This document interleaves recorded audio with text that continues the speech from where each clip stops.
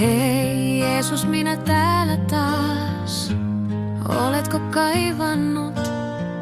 Olen ollut lomalla, olisin halunnut sinut mukaani, mutta laukkuuni ei mahtunut.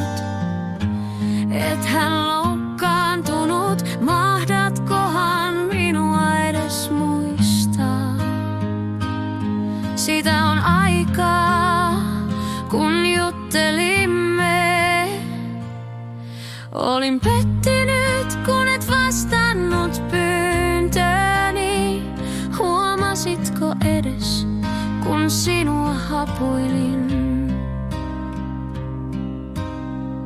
Olin epäonnistunut, luottanut ja pettynyt. Olin niin rikki, niin lyöty, ja sinä et vastannut, kun odotin. Itkin ja huusin, kunnes kyyneleeni kuivui. Huutoni hiipui, kokosin palaseni, pakkasin laukkuni ja lähdin.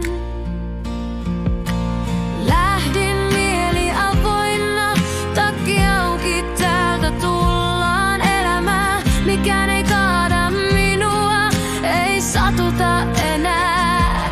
Nauroin ja elin, nautin ja olin. Mutta kauniin ja kiiltävän alta paljastui musta ruma lopulta. Jäljelle jäi yksinäinen minä. Jälleen särjetty sydän ja loputon itku.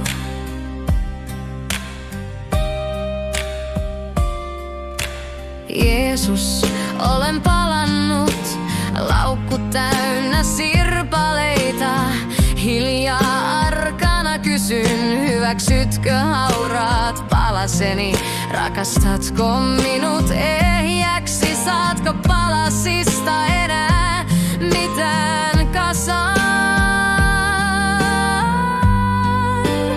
Annathan anteeksi.